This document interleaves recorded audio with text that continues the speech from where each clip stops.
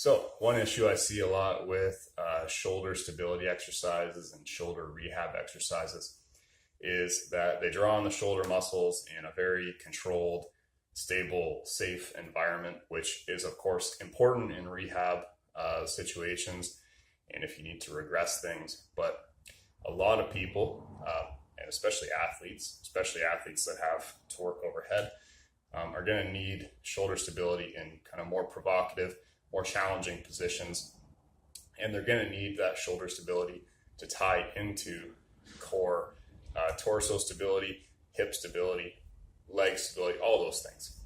So if we just sit there with the resistance band and just work on external rotation, lying on our back or standing or something like that, that's fine.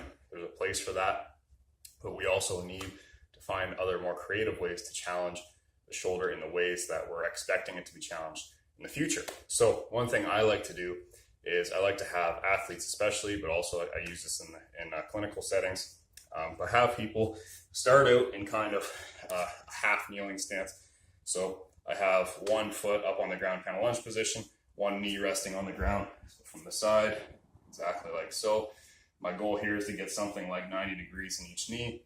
Nice stacked joints, so my knee, hip, shoulder, all right on top of each other.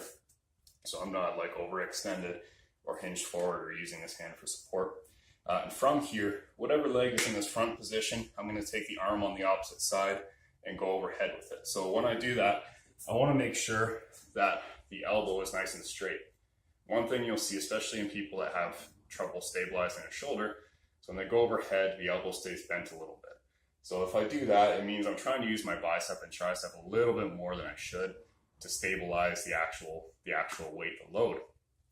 If I keep that elbow kind of locked out, nice and straight, I put a lot more of that stability demand on the actual shoulder muscles, which is what we want. And that's kind of what you're going to see in a lot of competitive environments too. You need that straight elbow. So what we're going to do, half kneeling position. I like to have people start out with just body weight, but you can easily add weight. So I just have like an 8-pound dumbbell here, but I'm going to press this for whatever leg's in front, that the opposite arm is going up. So press overhead, nice stable elbow here. And my goal is going to be to keep everything here nice and still. And I'm just going to work this weight in little circles. I might do reps or time one way, and then reps or time the other way. The more weight I use, the more it's going to challenge those muscles.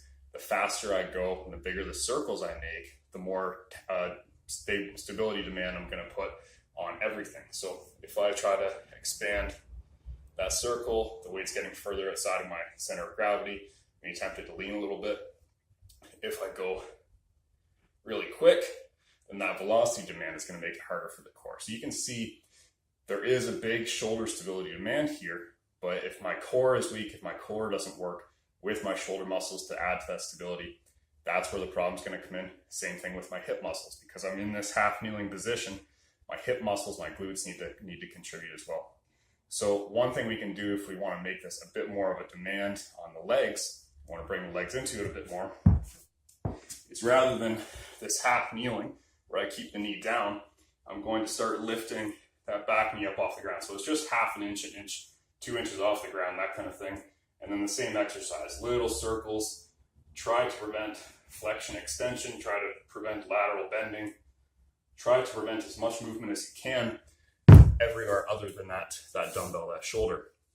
So again, you can do this for time sets. You can do it for rotations, like a count of rotations in each direction. But this is really going to help translate shoulder stability exercises into positions that you're actually going to need and kind of recreate those demands from a core and hip perspective and leg perspective as well, because the eventual goal is always to get everything to work together anyways. So if I'm just sitting there with a resistance band doing pull aparts, doing external rotations, whatever, it's maybe I strengthen those muscles, maybe I get better at contracting them, but that's not where rehab ends, and that's not where performance ends. We need to do things that actually apply to the demands. So give those a try. Don't forget to hit like and subscribe on this video. And if you have questions, comments, definitely leave those below and I'll get back to you when I can. Talk soon.